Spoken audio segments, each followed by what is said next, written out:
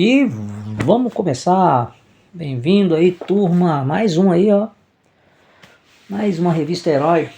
Herói 2000, número 4, com algumas novidades, outras aí recorrentes já. As figuras carimbadas nas páginas da Herói 2000 ali de 99 pra frente, né? E com novidades de época, curiosidades, e vamos falar então aí depois da vinheta.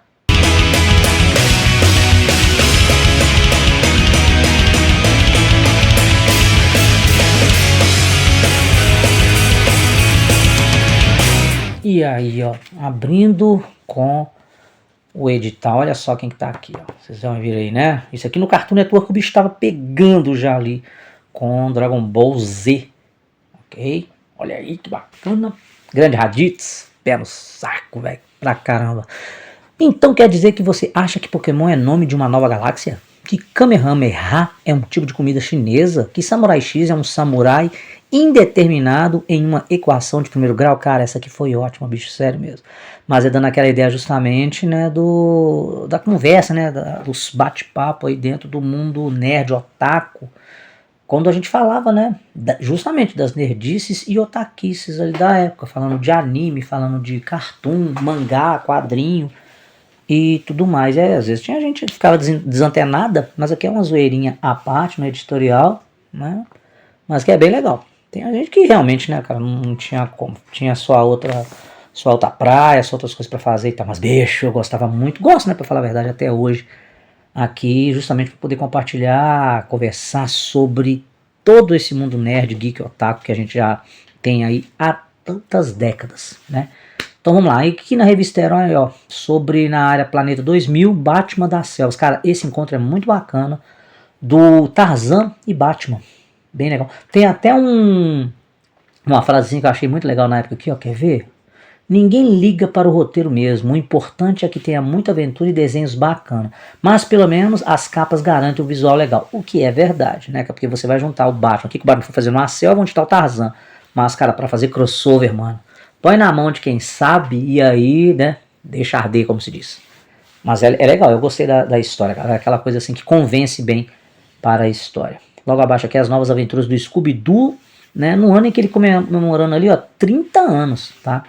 Angel vai muito bem, obrigado. Aqui já é sobre a série Angel, que teve uma boa recepção na televisão na época, né? Uma vez que estava tendo também a Buffy, a Caça Vampiro, justamente que o casal que chipava, mas não dava para ficar junto. E aqui finalmente o fim de Baywatch, a série de maior audiência do mundo, pode estar chegando ao fim. David Hasselhoff, o Mitch, já avisou que está louco para pendurar o calção de salva-vidas. Justamente ele aqui, ó, que dentre muitos outros papéis tem o inesquecível Michael Knight de Super Máquina e também já se aventurou em Nick Fury, uma das produções da Marvel, tá? Logo acima aqui nós temos a Guerra Galáctica. Cara, isso aqui foi muito engraçado, assim, um mínimo curioso, em relação como que estava, de um lado, a ideia de um dos atores que fez o Apollo na versão original, querendo fazer uma nova produção com a Galáctica, enquanto do outro lado também tinham os direitos, aqui ó, o Glenn Larson, que no caso era produtor do programa original, e Todd Moyer, do Wing Commander, já anunciaram um orçamento de 40 milhões para que seria um filme oficial. Então, tipo assim, de um lado estavam tentando fazer uma versão da Galáctica e o outro também fazendo uma versão não oficial. Agora, saiu a versão, né, da Galáctica com uma nova roupagem ali, mais pra frente, né, pra falar a verdade, já foi lançado ali 2003, mas foi lançado primeiro com, se eu não me engano, um filme de piloto, uma minissérie, né, e tal, e depois a série vindo também direto, com uma nova roupagem, uma nova versão que, camarada, gente, ficou muito legal. Eu recomendo demais. Agora, tem que pegar direitinho a ordem de assistir. Tanto que tem uma série spin-off chamada Caprica, que ela pega antes de tudo, ali na época da origem dos Silônios. Como que os Silônios foram construídos, como que eles foram desenvolvidos. Então, caramba, tem uma linha cronológica de acontecimentos ali, de filmes e séries, para você acompanhar a Galáctica nessa nova versão, que é maravilhosa. Recomendo demais correr atrás se você gosta de uma ótima série de ficção científica, tá? Logo aqui, ó, os episódios inéditos de Dragon Ball Z. Aqui, gente, enquanto tava no Cartoon, tá? No Cartoon, pá. E a Bandeirantes, eu achei até meio estranho, porque a revista ela é de novembro. Tá aqui, ó, novembro de 99. Só que Dragon Ball já tava passando na Bandeirantes. Então, essa, aqui no caso, sobre episódios inéditos, né? Pode ser justamente que enquanto tava ocorrendo coisas lá no Cartoon, tava demorando bastante, no caso aí, na Bandeirantes, ok? E no Cartoon tava lá, firme e forte, a partir do dia 17 de novembro às 18h30 e meia-noite e meia, o canal especializado em desenhos animados estreava com novos episódios de Dragon Ball Z, enquanto na Band estava ali naquela engatinhando ainda, né? Já tava ali a primeira parte do aparecimento do Raditz, a morte do Goku, começar o caminho da serpente até chegar no Sr. Kaiô e tudo mais, né? É sempre ali, o Cartoon estava mais à frente, bem mais à frente, tá bom? Logo mais aqui no Cartoon virtual, eu tinha falado, acho que em algum vídeo, que o Beast Wars, acho que tinha passado na Warner, mas não, ele estava no Cartoon, juntamente com Guerreiro das Sombras, tá? Que é muito bacana também. Pena que não durou muito. Bem aquele formato é um CG, né? A série, bem em formato Beast Wars, mas tinha uma história bem bacaninha. Passava nas tardes no Cartoon Network, bem legal. Uma pena que não foi mais pra frente, viu? Mas valia a pena aquela conferida. Mas aqui sobre Evangelion, né? Aqui no Brasil, o canal pago Locomotion, né? Estreia no dia 1º de novembro, um dos animes de maior sucesso dos anos 90. New Genesis Evangelion. Justamente aqui, Shinji, Gendo, a Asuka e Companhia Limitada, a Rei aqui, ó. Num excelente pra mim, tá, gente? Gênero mecha, bem complexo, com uma história muito bacana que deu tanto que falar, demorou tanto o seu final, que os filmes foram sair por uns anos atrás agora, pra finalizar a série. Mas vale pra caramba. Série de sucesso também em mangá e tudo mais. Tem gente que não gosta, ok, o Erels, né, cada um na sua, mas eu curti pra caramba Evangelho. Isso aqui dá uma conversa de muito tempo, principalmente em relação ao desenvolvimento da história, as viradas de enredo e tal, a personalidade dos personagens, aí, porque esse aqui era o mais odiado protagonista do anime, só pra vocês terem ideia. É que o Eva, que ele controlava, entre aspas, vamos dizer assim, tinha uma hora que ele só tava ali. Muito legal. Aqui dá um look sobre os jogos, tá? No Japão aqui, ó, a família Ultra e o anime New Genesis Evangelion ganharam versões ferozes para o Nintendo 64. Cara, em 99, né, o 64 ele ainda tava batendo bem pra caramba, com muitos títulos ali de qualidade, não era só Mario, Zelda e tudo mais, o 007 ou até aquela muito famosa, tem, né, o Pod Race, Star Wars Pod Race para 64, tava rolando lá no Japão o lançamento desses dois jogos, cara, muito, muito legais, olha o visual. E aqui, cara, essa aqui, pelo menos na revista Herói, bate ali o martelo em relação à substituição em X-Men. O Douglas Scott, aquele cara que foi anunciado que ia fazer o Wolverine, né, nos X-Men, devido aos atrasos nas filmagens de Missão Impossível 2, lembra que eu até comentei que ele foi um antagonista ali, na qual ele interpreta um dos vilões? Então, cara, nessa zoeira toda aí, nesse bafafá, acabou que aconteceu então a substituição. Foi quando entrou, olha só que eles escreveram Hugh, mas é Hugh, né? O Hugh Jackman, ele justamente aqui, o desconhecido ator australiano. Gente, 1999, desconhecido, 1999, vamos lembrando aí, ó, tá? E aí logo, né, se a troca foi boa ou não, só o tempo dirá. E o tempo diz, foi a melhor coisa que fizeram, porque o cara imortalizou o Wolverine na versão live action, tá? Mais embaixo, sobre uma grande produção, ou era para ser uma grande produção que demorou, aconteceu umas situações de sair o filme, né, em que teve o seguinte, ó, aqui é o filme da Supernova, tá bom? Que era uma vez um filme de ficção científica chamado Supernova, estrelado por Angela Bassett, James Spader, Lou Diamond Phillips, ó, o elenco já era do caramba, que deveria ser lançado no final de 1998. O diretor original era Geoffrey Wright. Ele pulou fora logo no início. Em seu lugar entrou o veterano Walter Hill, de 48 horas. 48 horas, não sei se vocês lembram. Tinha o Nick Nolte. Acho que era o Nick Nolte e o Ed Murphy. Depois eu vou olhar aqui para vocês. Que terminou a filmagem em julho passado, enrolado na pós-produção, insatisfeito com o resultado. Ele queria realizar novas cenas. Aí o estúdio, entretanto, tinha planos para fazer uma exibição teste antes de aprovar o pedido. O resultado... O Rio também pediu as contas. E, gente, os estudos aqui, ó, MGM, então, tinha um abacaxi inacabado de 60 milhões. E em agosto chamaram quem? Francis Ford Coppola para tentar salvar o filme na sala de montagem da sua produtora, a American Zoetrope. O filme então deve chegar aos cinemas ali no início de 2000. Alguém assistiu o filme Supernova? Outro filme também de ficção científica e elenco que... E aí? Quem daí assistiu? Se vocês não assistiram, cara, dá uma comentada aqui também. Qualquer coisa eu já jogo pra vocês também uma sinopse, tá, dele. Não é ruim não, cara. Afinal de contas o elenco é muito bacana. Ok? Aqui o resultado da promoção. Quem são esses Pokémon? Aí a galerinha que ganhou os Game Boy. Aí aqui mostrando o Charmander, o Meow e o Jigglypuff. Aqui o nome dos Felizardos de várias partes do país, né? Os vencedores já foram avisados por telegrama e receberão os prêmios pelo correio. A equipe da Herói 2000 agradece a participação. Ou seja, né, galera? Quem realmente participava ali das promoções e tal, uma hora ou outra estava ali sendo, assim, felizardo, né? Ali agraciado. Aí aqui um pouquinho mais sobre as novas aventuras da tiazinha. Aqui as novas, pessoal, lembra do que eu falei no vídeo passado sobre a primeira parte ali? Bicho, houve uma mudança danada, tá? Sobre as aventuras da tiazinha. Mudaram muita coisa que tinha no enredo principal, tá? Mas eu não acompanhei muito, como eu falei pra vocês. Eu tive minha curiosidade ali e tal, mas eu não só nos primeiros episódios eu não dei seguimento. Mas sei que houve uma mudança completa do enredo, né, para dar continuidade, mas não durou muito, né, pelo jeito, ok? Aqui o beabá da Bondmania. Isso aqui eu achei muito interessante, que falando curiosidades, desde o lançamento, né, da criação de 007 em 1953, né, quando houve ali o lançamento do livro do Cassino Royale, e aí falando um pouco mais sobre o andar da carruagem das produções. Aqui o Lazenby, eu acho que o Lazenby foi o segundo 007, se a gente for olhar assim, nos filmes, que teve o Sean Connery primeiro, o Lazenby teve o filme, um só, e aí logo depois veio teve o Roger Moore, né, cara, nossa, gente, a história com o Lazenby, ela tem um final trágico que vale muito a conferida dentro da franquia.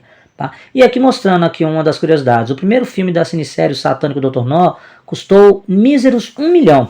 O Ian Fleming queria que James Mason ou David Niven interpretassem Bond, mas, como lembrou Sean Connery, se tivessem contratado Mason ou Niven, não sobraria dinheiro para fazer o filme.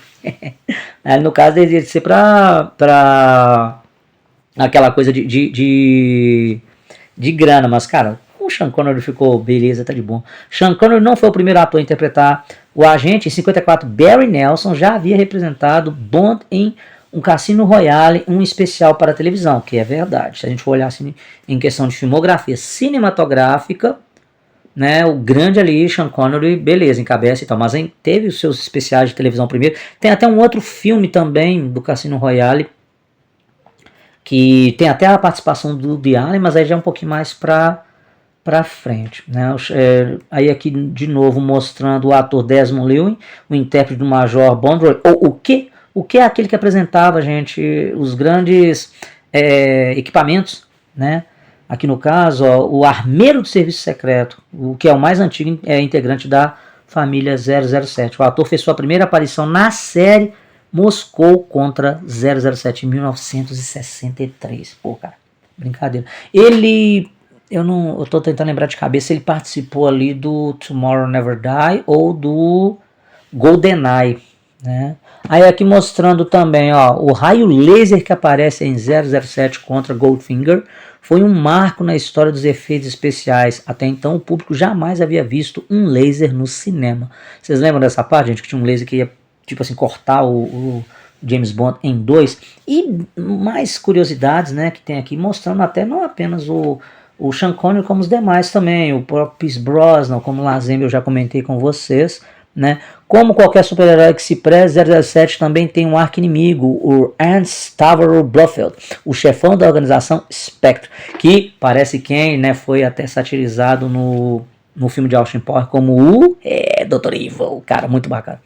Aí tem outras curiosidades aqui também, do 007 Vive e Deixe Morrer, Contra o Foguete da Morte e Permissão para Matar, e dentre outros. Sendo que nessa parte aqui, nessa época, o grande James Bond que estava na vez era o Pierce Brosnan. Nós sabemos bem que depois veio o Daniel Craig, né, que foi o último aí, o 007 a ser interpretado no cinema. Aqui sobre a verdadeira origem dos Pokémon. De imediato é muito legal aqui olhar que o Pokémon ele surgiu pela primeira vez em um jogo para o videogame Game Boy, ali da Nintendo, diferentemente dos filmes e desenhos de sucesso que acabam gerando games, como foi o caso do Batman, Star Wars, Simpsons e South Park. Pokémon fez o caminho do sucesso ao inverso, realmente começando por um jogo. E aqui mostra o Satoshi Tajiri, né, que era um garoto japonês que curtia capturar todo tipo de insetos e guardá-los em jarros de vidro. Cara, quando eu li isso aqui na época, quando mostrava a concepção do que veio mais pra frente na vida dele, a criar-se Pokémon, eu achei mó interessante, bicho. E ver assim que através de uma ideia de criança ter gerado assim um dos maiores sucessos da época e muito bem lembrados até hoje, maravilha, maravilha. E aqui mostrando, né, esse tipo de curiosidade a respeito da concepção desse grande sucesso, passado aqui no Brasil, tanto no Cartoon Network, passou no Cartoon, passou na Record, depois foi para a Globo, foi para a Rede TV um tempo, mas não podia passar tudo porque tinha algumas temporadas que a Globo ainda tinha os direitos. Foi uma bagunça danada, mas caramba, com muito sucesso, muito bem lembrado até hoje. E aqui mostrando alguns segredos escondidos em questão a referências, né? Igual aqui mostrando alguns Pokémons em relação a referência a outros, né, personagens do universo ali da cultura nipônica. Então mostrando aqui, por exemplo, acho que é o Starmie, que ele tem justamente uma pedra, né, como vocês veem aqui no meio, que ela dá uma piscada quando eles estão fracos, estão perdendo ali. Aqui porque, ó, referência direta a Ultraman, tá? Então aqui dentre outros tinha aqui também o Indom, que foi homenageado. O Tentacruel, aqui ó, tinha o Silverbloom de Ultraman Léo.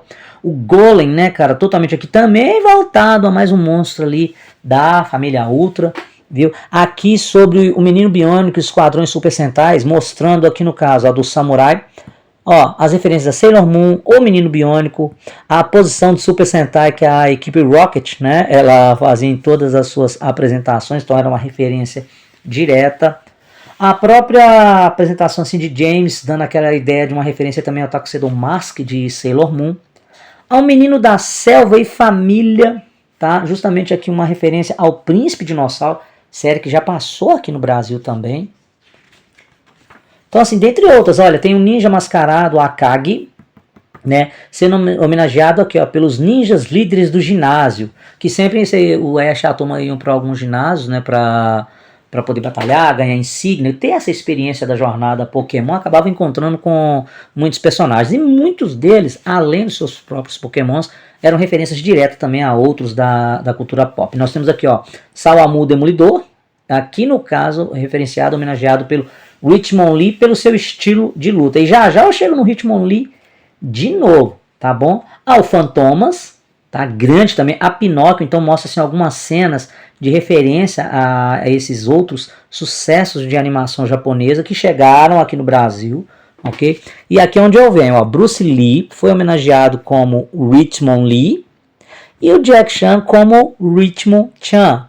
Tem até um outro também, Richmond, que eu esqueci o nome dele, que ele aparece aqui também. Tem um que, esses são Pokémon de luta. O que eu mais gostava, para falar a verdade, era o Primeape. Primeape era nervosinho pra caramba. E o Sargento Sug, ou Surge, né, que também teve ali sua referência voltada totalmente ao Gaio de Street Fighter. Então assim, Pokémon, além da sua própria história original, era recheado de referência direta, né, a outros personagens. E cara, fizeram participações muito bacanas.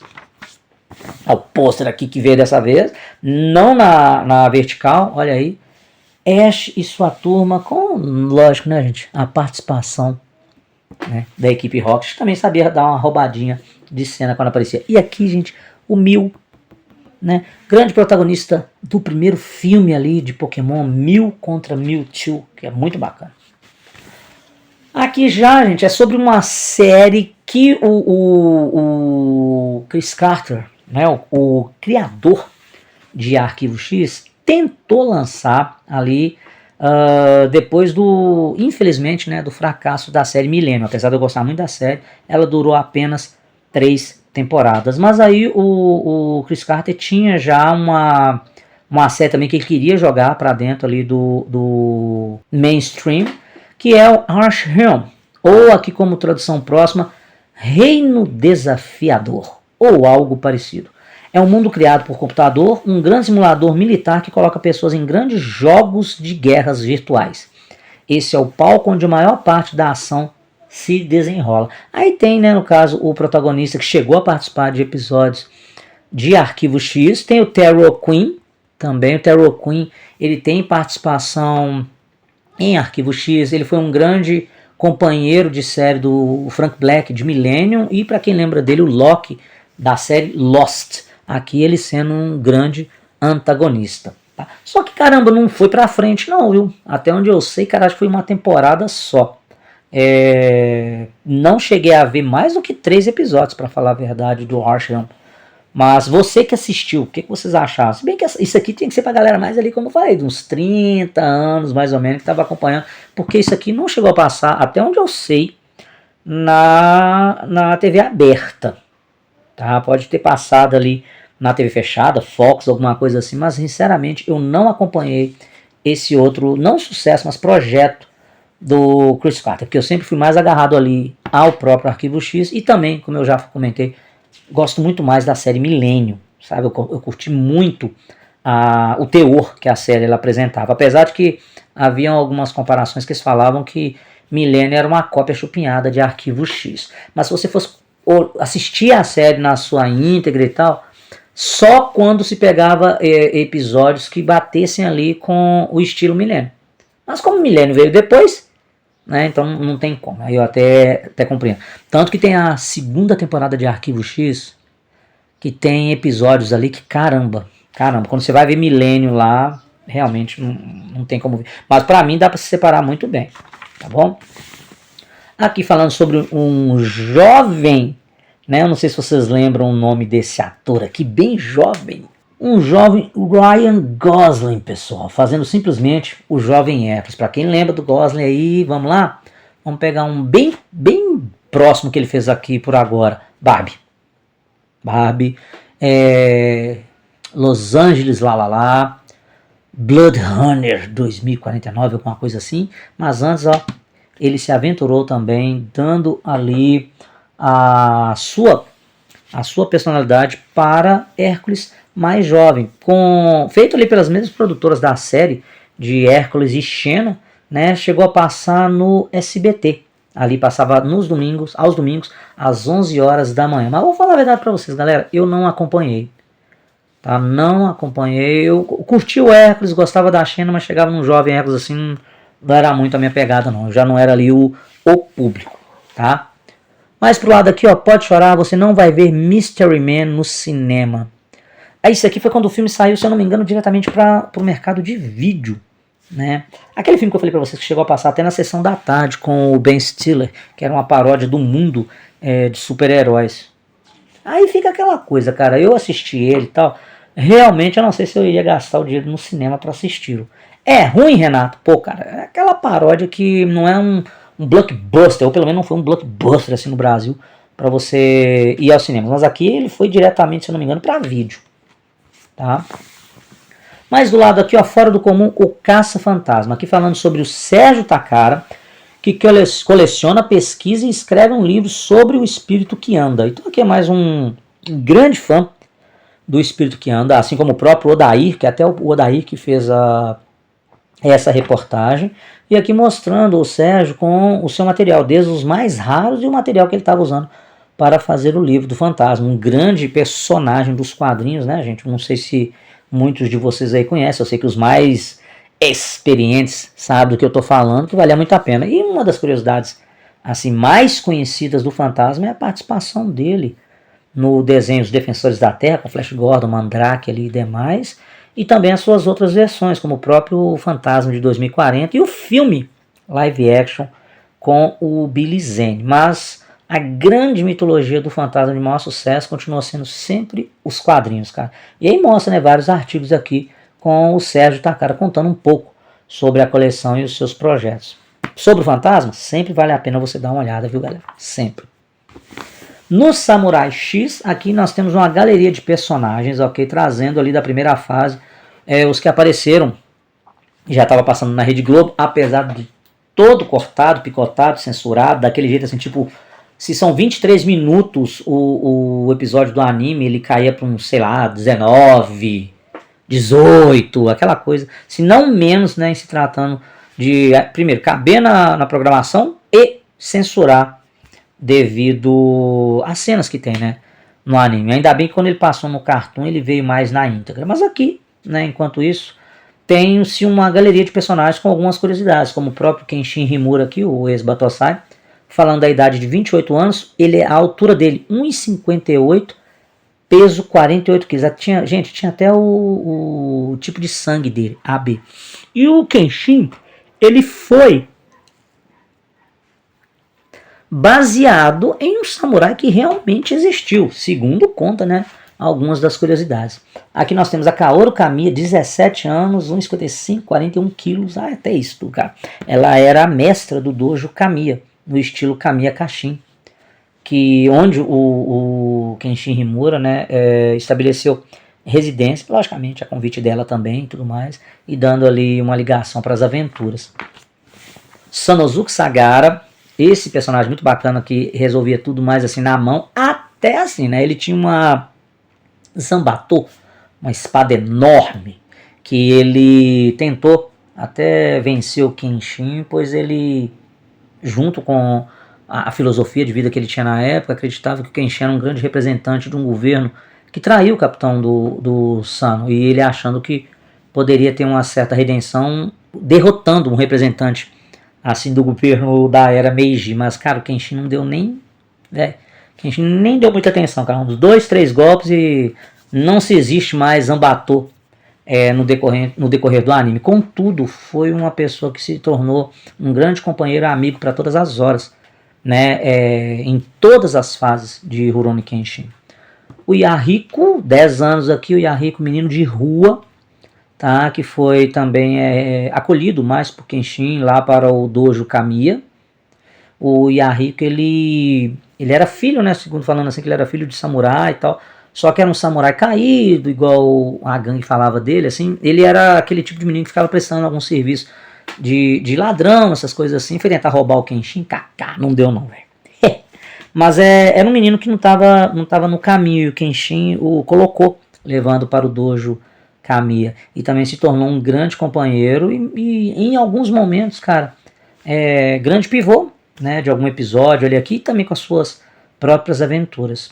Tem a Megumi Takane. Essa Megumi me entra ali numa saga muito bacana que é contra a galera da Oniwa Bansho, que tem ali o Aoshi Shinomori, tem Hanya, tem demais ali membros, né, dessa organização, que a princípio ela estava fugindo, ela sintetizava ópio, né, fazendo drogas assim, para a organização, mas ela não estava querendo nem nada, ela tinha educação para medicina e tudo mais, né, cara, que também precisou de ajuda de Kenshin da galera, tá, e tiveram que intervir. Não, tem uma cena que eles vão atrás dela na mansão lá, que um camarada tá com a metranca, com uma metralhadora, rapaz, a cena é muito forte, muito, como eu disse, ela é muito, muito censurada na Globo, mas quem assistiu ou leu o mangá, caramba, é danado.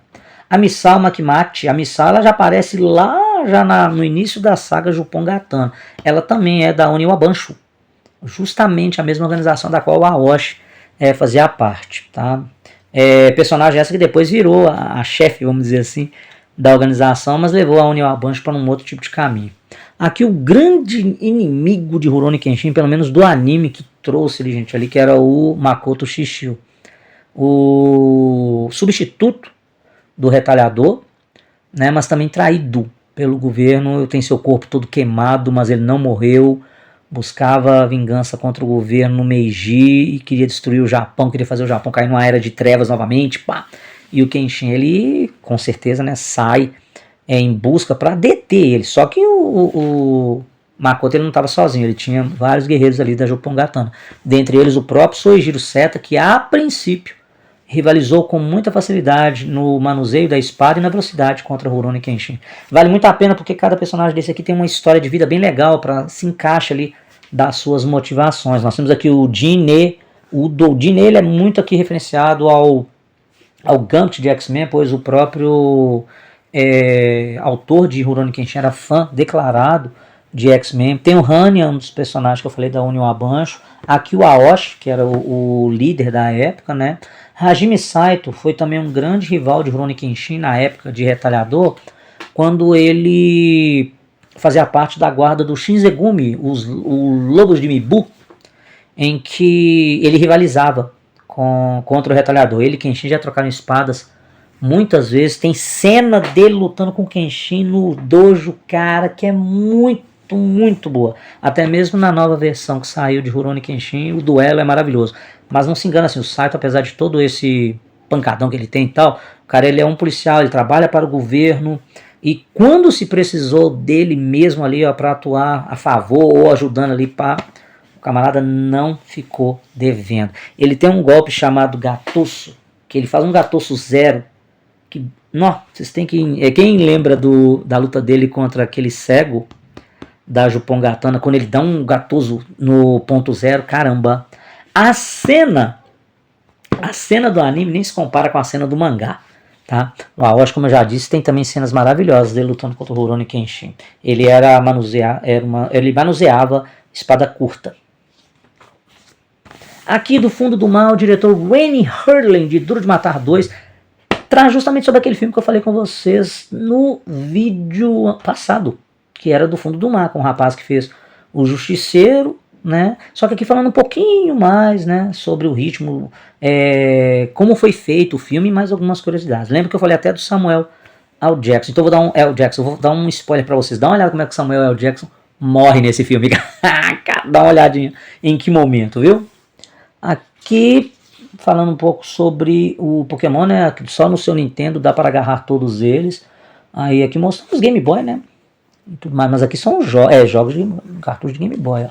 Não, Game Boys mesmo, ó, com os jogos aqui todos voltados a Pokémon. Gente, eu sou bem nessa parte que eu não tinha Game Boy, nunca tive. Mas aqui o console 64, olha quanto que estava saindo.